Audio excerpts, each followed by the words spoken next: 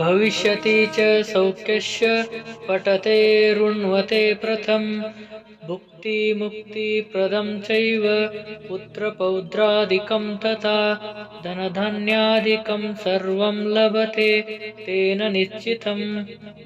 भविष्यति च सौख्यस्य पठते ऋण्वते प्रथम भुक्तिमुक्तिप्रदं चैव पुत्रपौत्रादिकं तथा धनधान्यादिकं सर्वं लभते तेन निश्चितम् भविष्यति च सौख्यस्य पठते ऋण्वते प्रथम भुक्तिमुक्तिप्रदं चैव पुत्रपौत्रादिकं तथा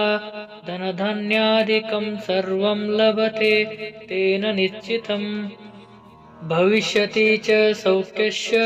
पठते ऋण्वते प्रथम भुक्तिमुक्तिप्रदं चैव पुत्रपौत्रादिकं तथा धनधान्यादिकं सर्वं लभते तेन निश्चितम् भविष्यति च सौख्यस्य पठते ऋण्वते प्रथम भुक्तिमुक्तिप्रदं चैव पुत्रपौत्रादिकं तथा धनधान्यादिकं सर्वं लभते तेन निश्चितम् भविष्यति च सौख्यस्य पठते ऋण्वते प्रथम भुक्तिमुक्तिप्रदं चैव पुत्रपौत्रादिकं तथा धनधान्यादिकं सर्वं लभते तेन निश्चितम् भविष्यति च सौख्यस्य पठते ऋण्वते प्रथम भुक्तिमुक्तिप्रदं चैव पुत्रपौत्रादिकं तथा धनधान्यादिकं सर्वं लभते तेन निश्चितम् भविष्यति च सौख्यस्य पठते ऋण्वते प्रथम भुक्तिमुक्तिप्रदं चैव पुत्रपौत्रादिकं तथा धनधान्यादिकं सर्वं लभते तेन निश्चितम् भविष्यति च सौख्यस्य पठते ऋण्वते प्रथम भुक्तिमुक्तिप्रदं चैव पुत्रपौत्रादिकं तथा धनधान्यादिकं सर्वं लभते तेन निश्चितम् भविष्यति च सौख्यस्य पठते ऋण्वते प्रथम भुक्तिमुक्तिप्रदं चैव पुत्रपौत्रादिकं तथा धनधान्यादिकं सर्वं लभते तेन निश्चितम् भविष्यति च सौख्यस्य पठते ऋण्वते प्रथम भुक्तिमुक्तिप्रदं चैव पुत्रपौत्रादिकं तथा धनधान्यादिकं सर्वं लभते तेन निश्चितम् भविष्यति च सौख्यस्य पठते ऋण्वते प्रथम भुक्तिमुक्तिप्रदं चैव पुत्रपौत्रादिकं तथा धनधान्यादिकं सर्वं लभते तेन निश्चितम् भविष्यति च सौख्यस्य पठते ऋण्वते प्रथम भुक्तिमुक्तिप्रदं चैव पुत्रपौत्रादिकं तथा धनधान्यादिकं सर्वं लभते तेन निश्चितम् भविष्यति च सौख्यस्य पठते ऋण्वते प्रथम भुक्तिमुक्तिप्रदं चैव पुत्रपौत्रादिकं तथा धनधान्यादिकं सर्वं लभते तेन निश्चितम् भविष्यति च सौख्यस्य पठते ऋण्वते प्रथम भुक्तिमुक्तिप्रदं चैव पुत्रपौत्रादिकं तथा धनधान्यादिकं सर्वं लभते तेन निश्चितम् भविष्यति च सौख्यस्य पठते ऋण्वते प्रथम भुक्तिमुक्तिप्रदं चैव पुत्रपौत्रादिकं तथा धनधान्यादिकं सर्वं लभते तेन निश्चितम् भविष्यति च सौख्यस्य पठते ऋण्वते प्रथम भुक्तिमुक्तिप्रदं चैव पुत्रपौत्रादिकं तथा धनधान्यादिकं सर्वं लभते तेन निश्चितम् भविष्यति च सौख्यस्य पठते ऋण्वते प्रथम भुक्तिमुक्तिप्रदं चैव पुत्रपौत्रादिकं तथा धनधान्यादिकं सर्वं लभते तेन निश्चितम् भविष्यति च सौख्यस्य पठते ऋण्वते प्रथम भुक्तिमुक्तिप्रदं चैव पुत्रपौत्रादिकं तथा धनधान्यादिकं सर्वं लभते तेन निश्चितम् भविष्यति च सौख्यस्य पठते ऋण्वते प्रथम भुक्तिमुक्तिप्रदं चैव पुत्रपौत्रादिकं तथा धनधान्यादिकं सर्वं लभते तेन निश्चितम् भविष्यति च सौख्यस्य पठते ऋण्वते प्रथम भुक्तिमुक्तिप्रदं चैव पुत्रपौत्रादिकं तथा धनधान्यादिकं सर्वं लभते तेन निश्चितम् भविष्यति च सौख्यस्य पठते ऋण्वते प्रथम भुक्तिमुक्तिप्रदं चैव पुत्रपौत्रादिकं तथा धनधान्यादिकं सर्वं लभते तेन निश्चितम् भविष्यति च सौख्यस्य पठते ऋण्वते प्रथम भुक्तिमुक्तिप्रदं चैव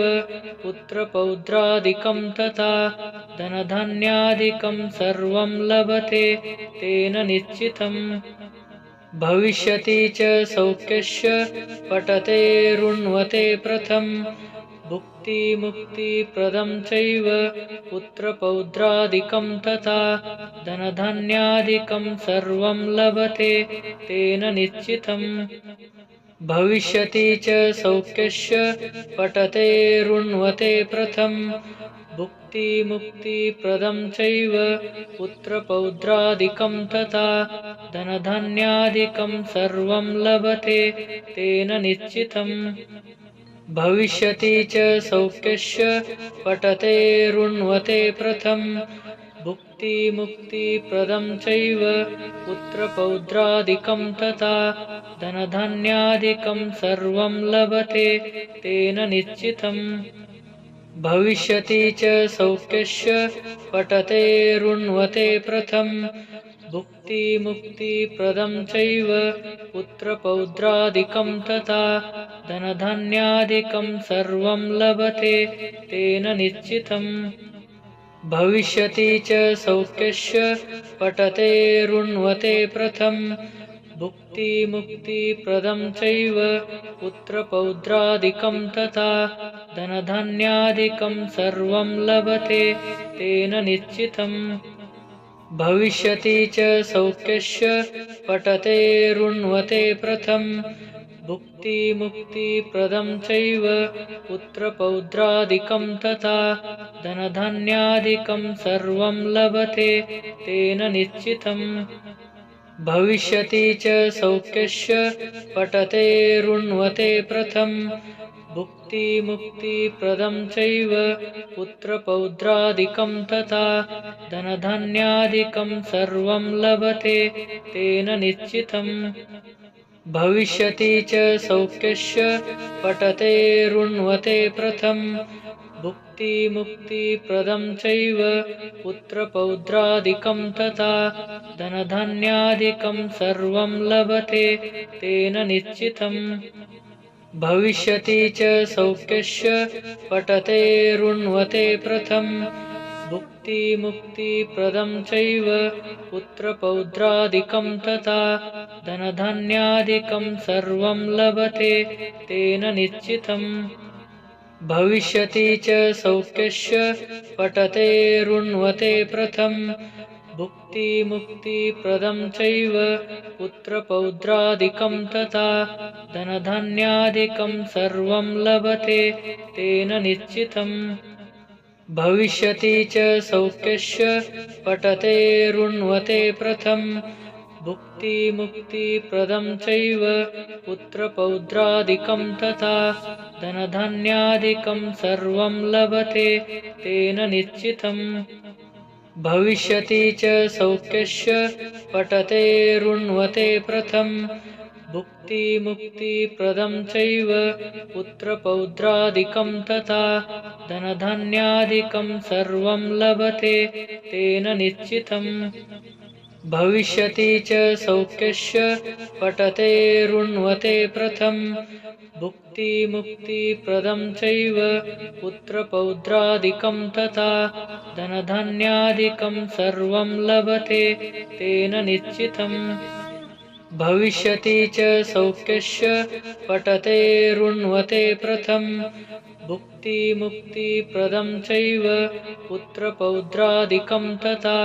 धनधान्यादिकं सर्वं लभते तेन निश्चितम् भविष्यति च सौख्यस्य पठते ऋण्वते प्रथम भुक्तिमुक्तिप्रदं चैव पुत्रपौत्रादिकं तथा धनधान्यादिकं सर्वं लभते तेन निश्चितम् भविष्यति च सौख्यस्य पठते ऋण्वते प्रथम भुक्तिमुक्तिप्रदं चैव पुत्रपौत्रादिकं तथा धनधान्यादिकं सर्वं लभते तेन निश्चितम् भविष्यति च सौख्यस्य पठते ऋण्वते प्रथम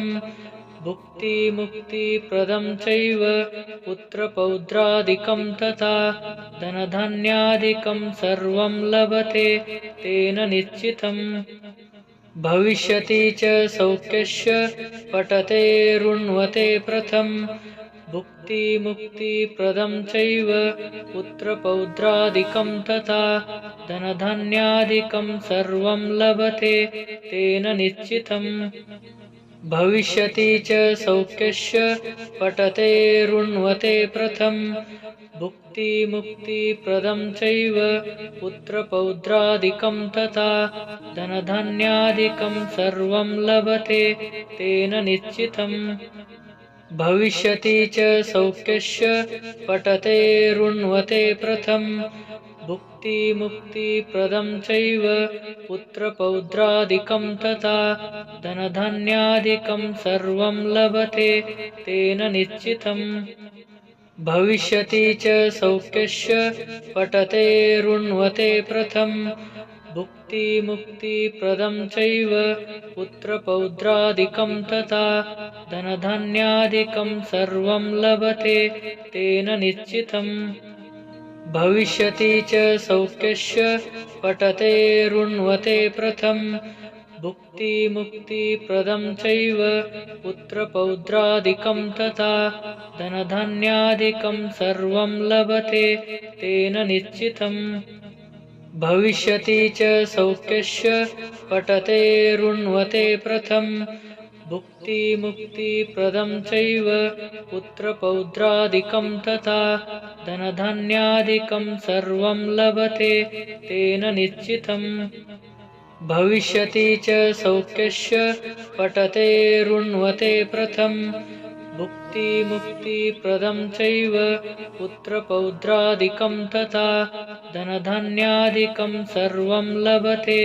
तेन निश्चितम् भविष्यति च सौख्यस्य पठते ऋण्वते प्रथम भुक्तिमुक्तिप्रदं चैव पुत्रपौत्रादिकं तथा धनधान्यादिकं सर्वं लभते तेन निश्चितम् भविष्यति च सौख्यस्य पठते ऋण्वते प्रथम भुक्तिमुक्तिप्रदं चैव पुत्रपौत्रादिकं तथा धनधान्यादिकं सर्वं लभते तेन निश्चितम् भविष्यति च सौख्यस्य पठते ऋण्वते प्रथम भुक्तिमुक्तिप्रदं चैव पुत्रपौत्रादिकं तथा धनधान्यादिकं सर्वं लभते तेन निश्चितम् भविष्यति च सौख्यस्य पठते ऋण्वते प्रथम भुक्तिमुक्तिप्रदं चैव पुत्रपौत्रादिकं तथा धनधान्यादिकं सर्वं लभते तेन निश्चितम् भविष्यति च सौख्यस्य पठते ऋण्वते प्रथम भुक्तिमुक्तिप्रदं चैव पुत्रपौत्रादिकं तथा धनधान्यादिकं सर्वं लभते तेन निश्चितम् भविष्यति च सौख्यस्य पठते ऋण्वते प्रथमं भुक्तिमुक्तिप्रदं चैव पुत्रपौत्रादिकं तथा धनधान्यादिकं सर्वं लभते तेन निश्चितम् भविष्यति च सौख्यस्य पठते ऋण्वते प्रथमं भुक्तिमुक्तिप्रदं चैव पुत्रपौत्रादिकं तथा धनधान्यादिकं सर्वं लभते तेन निश्चितम् भविष्यति च सौख्यस्य पठते ऋण्वते प्रथमं भुक्तिमुक्तिप्रदं चैव पुत्रपौत्रादिकं तथा धनधान्यादिकं सर्वं लभते तेन निश्चितम् भविष्यति च सौख्यस्य पठते ऋण्वते प्रथमं भुक्तिमुक्तिप्रदं चैव पुत्रपौत्रादिकं तथा धनधान्यादिकं सर्वं लभते तेन निश्चितम् भविष्यति च सौख्यस्य पठते ऋण्वते प्रथमं भुक्तिमुक्तिप्रदं चैव पुत्रपौत्रादिकं तथा धनधान्यादिकं सर्वं लभते तेन निश्चितम् भविष्यति च सौख्यस्य पठते ऋण्वते प्रथमं भुक्तिमुक्तिप्रदं चैव पुत्रपौत्रादिकं तथा धनधान्यादिकं सर्वं लभते तेन निश्चितम् भविष्यति च सौख्यस्य पठते ऋण्वते प्रथमं भुक्तिमुक्तिप्रदं चैव पुत्रपौत्रादिकं तथा धनधान्यादिकं सर्वं लभते तेन निश्चितम्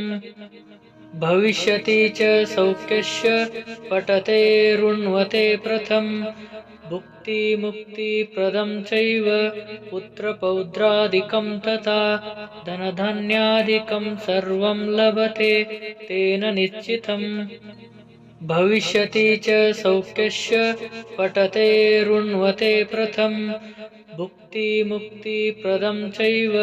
पुत्रपौत्रादिकं तथा धनधान्यादिकं सर्वं लभते तेन निश्चितम् भविष्यति च सौख्यस्य पठते ऋण्वते प्रथमं भुक्तिमुक्तिप्रदं चैव पुत्रपौत्रादिकं तथा धनधान्यादिकं सर्वं लभते तेन निश्चितम् भविष्यति च सौख्यस्य पठते ऋण्वते प्रथमं भुक्तिमुक्तिप्रदं चैव पुत्रपौत्रादिकं तथा धनधान्यादिकं सर्वं लभते तेन निश्चितम् भविष्यति च सौख्यस्य पठते ऋण्वते प्रथमं भुक्तिमुक्तिप्रदं चैव पुत्रपौत्रादिकं तथा धनधान्यादिकं सर्वं लभते तेन निश्चितम् भविष्यति च सौख्यस्य पठते ऋण्वते प्रथमं भुक्तिमुक्तिप्रदं चैव पुत्रपौत्रादिकं तथा धनधान्यादिकं सर्वं लभते तेन निश्चितम् भविष्यति च सौख्यस्य पठते ऋण्वते प्रथमं भुक्तिमुक्तिप्रदं चैव पुत्रपौत्रादिकं तथा धनधान्यादिकं सर्वं लभते तेन निश्चितम् भविष्यति च सौख्यस्य पठते ऋण्वते प्रथमं भुक्तिमुक्तिप्रदं चैव पुत्रपौत्रादिकं तथा धनधान्यादिकं सर्वं लभते तेन निश्चितम् भविष्यति च सौख्यस्य पठते ऋण्वते प्रथमं भुक्तिमुक्तिप्रदं चैव पुत्रपौत्रादिकं तथा धनधान्यादिकं सर्वं लभते तेन निश्चितम् भविष्यति च सौख्यस्य पठते ऋण्वते प्रथमं भुक्तिमुक्तिप्रदं चैव पुत्रपौत्रादिकं तथा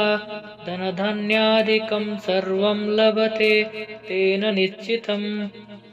भविष्यति च सौख्यस्य पठते ऋण्वते प्रथम